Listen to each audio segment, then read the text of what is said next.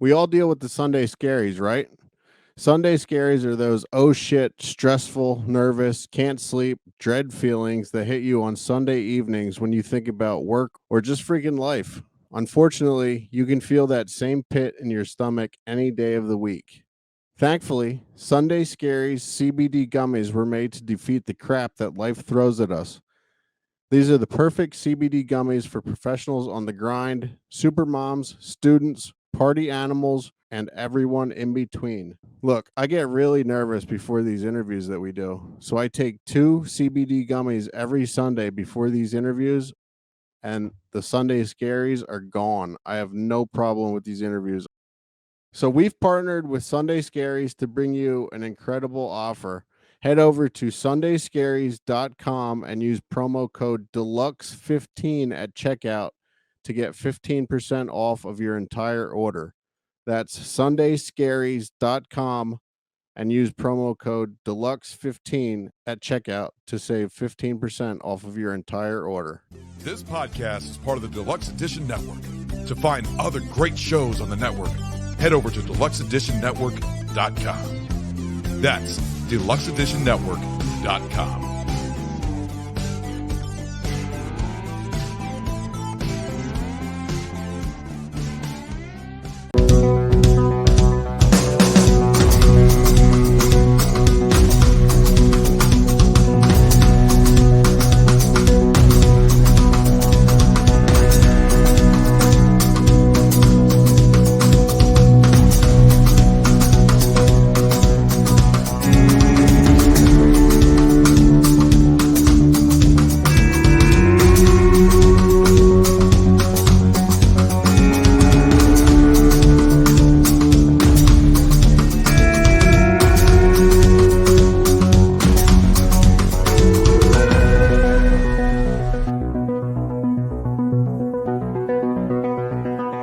What's going on, everybody? Welcome back to Deluxe Edition with Casey and Ray. My name's Ray. That guy over there is the hostest with the mostest, Casey Shearer.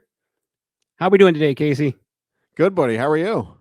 Doing very well, because we just interviewed half of the creative force behind the Teenage Mutant Ninja Turtles, Kevin Eastman. Yeah. It was awesome. Really awesome. Yeah, we only had a short amount of time. Ray actually took the reins of this one, and you did a great job, bud. Yeah, I had to go fully automatic with my tongue on this one because I was just trying to get as many questions in as I could in the 15 minutes, you know? Yeah, we were only allowed 15 minutes with Kevin, and we took it exactly to 15 minutes. So This is a really short, quick one, but it's a good one. Yeah, I had fun.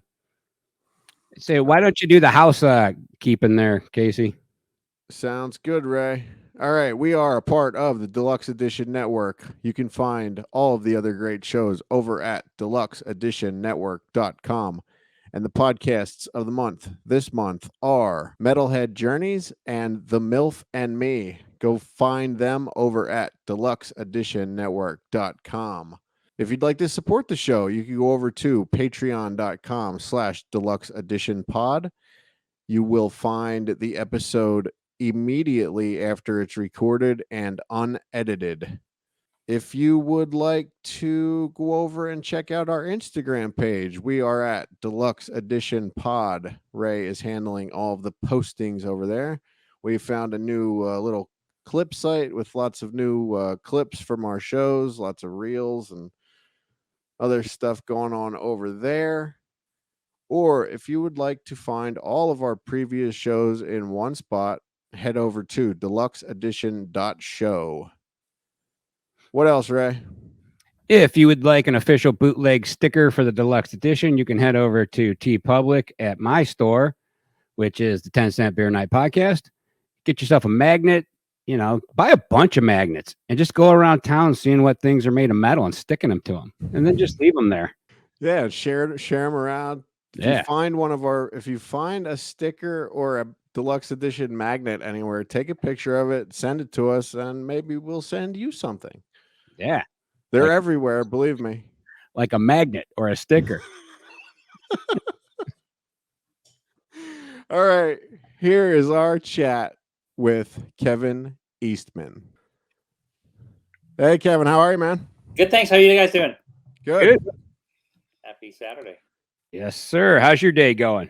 Good, awesome. Been doing a few of the interviews in our couple 3 days of Junket. We try to set aside every couple months as many events like this as we can to reach out and talk to y'all, and it's the fun stuff. Yeah, super cool of you to do it. So I don't want to waste too much time here because our time is limited. So let's get going. Sounds great. Okay, my friends, we are back again, and this time our special guest today is Kevin Eastman, who you may know as the co-creator of Teenage Mutant Ninja Turtles back in 1984, which used to be a wonderful comic book that I loved to death. So I have to ask you, Kevin, you and Peter Laird created these things, and how do you feel about them still being relevant today in pop culture? Well, first, nice to be here with you guys. This is awesome. Great talking to y'all. But crazy to think, coming up on 40 years now, that look back at issue 1, and it was only intended to be one issue because we never thought we'd have a chance to do a second one. Pete and I were both huge fans of comics. Jack Kirby in particular, we bonded over. Told our parents, years back in those days, like, hey, we're going to be cartoonists like Jack Kirby, and they give you that look where they know you're never going to move out of the basement. And we have one of those kind of kids. But no, just the fact that we've been able to do this as a career, childhood dream, again, coming up on 40 years is just mind-blowingly humbling, for lack of a better term, or this proper term, I guess. But yeah, man, what an adventure, what a journey, what none of it planned, so it's all been a series of really awesome, happy accidents. So Mutant Mayhem just hit theaters last month, and with all the different versions of the Turtles, how does this one rank for you? I love Mutant Mayhem. To me, it ranks right up near the two of my favorites, which is the original comic Pete and I did, and the first Turtle movie, the first Turtle live action movie, for a couple of reasons. When I think of the approach that the Jeff Rowe, the director, who big fan of his work from Gravity Falls and Mitchell's versus the Machine before Turtles, Seth Rogen, lifelong fan of all he's done from Freaks and Geeks to now, and Evan Goldberg. The whole team is just spot on, but I feel like the organic, edgy sort of approach to the first issue of the Turtles, they capture that beautifully in their stylizations. The animation studio that produced it felt like this scratchy, dirty, claymation-y sort of feel, well-grounded, beautifully lit. The humor I love because it reminded me of the first Turtle movie, which was, Steve Barron directing, Todd Langdon, who wrote the script, and then an incredible Jim Henson, who brought the characters to life. Embrace more of the humor that we had in the cartoon series. So we had the dark, edgy family heart and soul of the original black and white comics with the humor. We found, the antics of the cartoon series. And I felt that was spot on, right in that same wheelhouse, updated in a way that very relevant, and pretty outrageous. Splinter kissing Scumbug at the end and stuff. You just go like, what? But no, there's a great movie. I loved it overall. It's fantastic. Yeah, that was going to lead me into another question. I was going to ask you how you felt about other people writing about the Turtles, but then I remembered that during the early days of the comic book, you had a bunch of guest writers come in that did their own, which I thought was cool. So do you think that also helped, that other writers have always been involved with this, with the way they do things, helped it stay a part of pop culture? Well, I think it definitely brought a great element to it because, so keep in mind that, we grew up in a system of, the Marvel and DC and things where you wouldn't have, you'd have different writers and artists come in on some of your favorite characters. Different writer and artists did Spider-Man or Batman or things. So the idea, I was a lifelong fan of Daredevil, and, I still remember when they introduced this new kid, Frank Miller, to Daredevil 158, and I loved the work before.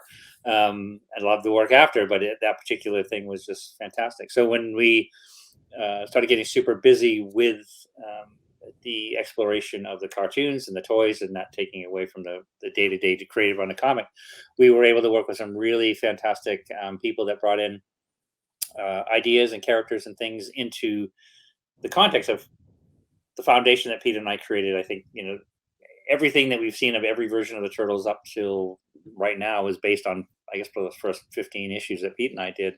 The main characters are there and stuff. But seeing what they saw in our characters helped us see things in a bigger way, bringing in other ideas, Rat King, Leatherhead, other. It just all feeds off each other, and the creativity is exciting and infectious. And we get to work with some really fantastic people that expanded the idea in so many wonderful ways. Yeah. Speaking of all the characters, does your son have a favorite character in the universe? It's we have a 17-year-old, so his favorite character is Dad making enough money so he can keep golfing and do. No, he's a fan of all things turtles, and I think he's it just it's nothing rebellious or anything. He's a sports kid, and he's everything that I wasn't when I was younger. I was the one that wasn't good at any of that stuff because I was in my room writing and drawing and not doing my homework and coming up with crazy comic stories and characters. So he loves it and appreciates it from afar.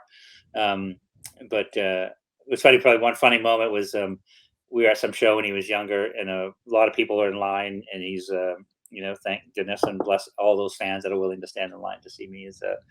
He goes, so he was probably 8 or 9. He goes, well, what do those people want? And I go, well, they're big fans of the Turtles, and I'm one of the Turtles' dads, and so they want my autograph. And he said, oh, that's cool. And then this first guy comes up and he goes, oh my God, you're a living legend, and blah blah blah blah. And so talked to the gentleman, and he walked off, and so he turns to me kind of snarky, and he goes, so you're a living legend? I go, yeah.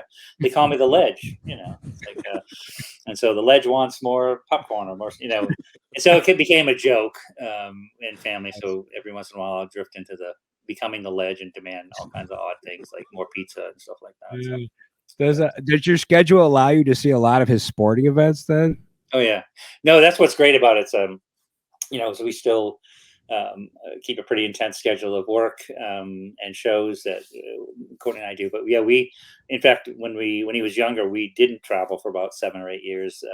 When he was really young, we just didn't want to miss anything and be part of all that. And so once he got a bit older, we started doing conventions again and things. So he's in his senior year of high school. So we still make sure we hit time to see some of the sporting stuff. It's the fun stuff. That's really cool. Yeah, I remember when I was 15, the television show, the '87 cartoon, had started.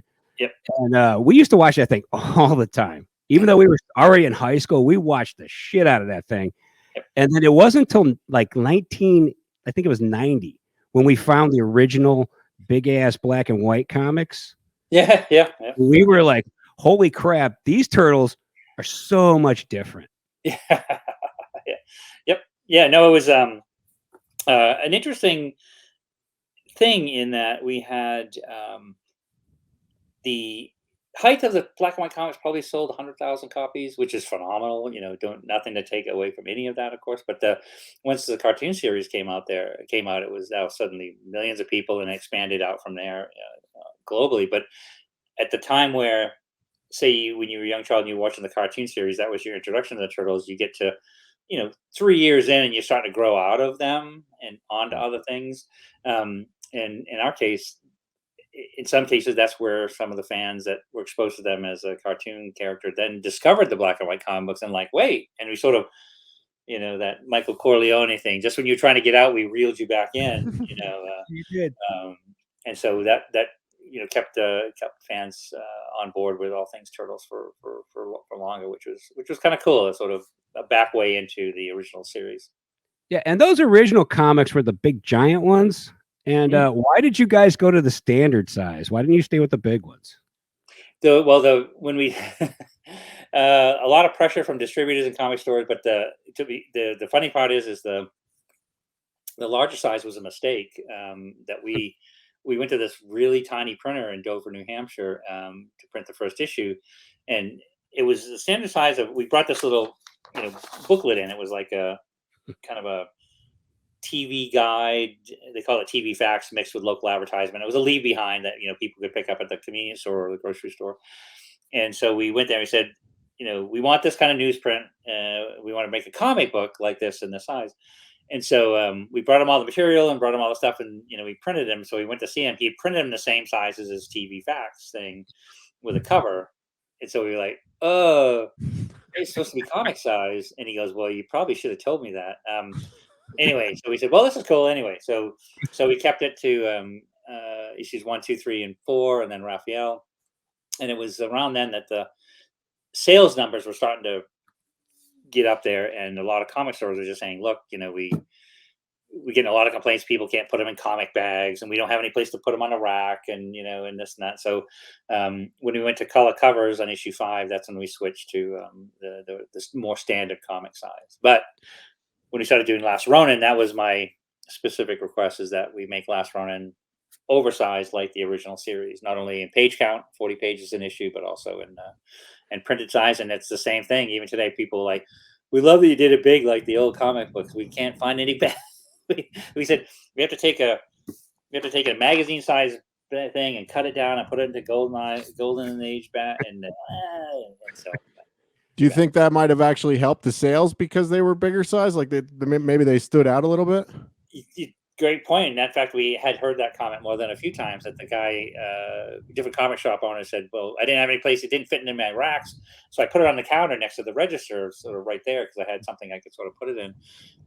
So I definitely think it had an effect. It was, I love to say it was intentional, but it was an accident, and it worked out in the end. You worked as an artist on the Commandy Challenge as part of the DC Rebirth.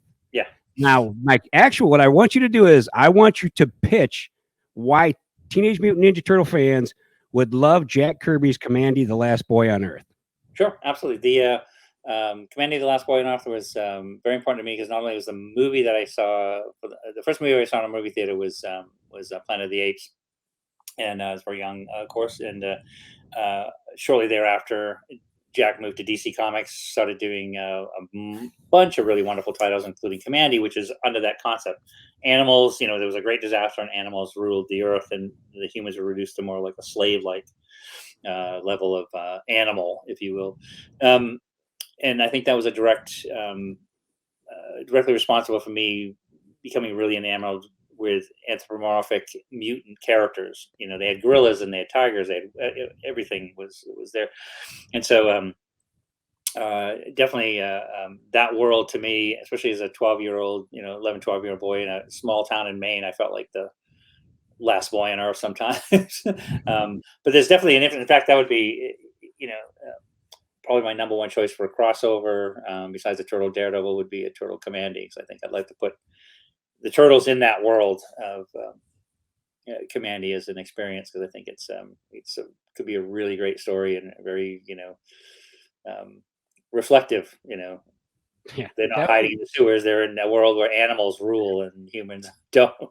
So yeah, that definitely sounds cool. I mean, Daredevil, they're technically already a part of that world. Totally, yeah. You don't need the crossover, so I think we should go with the Kirby crossover. Yeah. I vote yes. I think we got time for one more question, and we're gonna wrap up for today. But appreciate hanging out with you guys. You got something, Casey?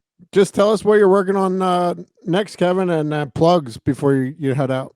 Sure, awesome. Besides, if you want to find out what I'm doing and where I'm going, just as a point of reference, go to kevineastmanstudios.com. It'll give you the upcoming shows. Like, we'll be in Memphis next weekend, and then we're on to New York City Comic Con early October. Then our final show of the year is Rhode Island, early November. Always great to get out there and see you all. And anybody wants to come by and say hi, please do. And right now, my main focus is Last Ronin 2. After Last Ronin, then we did Lost Years, Lost Day, which was a great sort of bridge to what we developed for Last Ronin 2. So the first issue will be out in December, and so that's what's taking all my creative time right now, and having a blast doing it. Awesome, we super appreciate you being here with us, Kevin. Love to have you back to hear the Kevin Eastman origin stories. So whenever you get a chance into the whirlwind ends, hook us up with that, would you please? Look forward to it. I'd like that very much. It'd be great. Thank you, man. So much, Kevin. Cheers, guys. Cowabunga. See you later. Have a great day. You You too. too, man.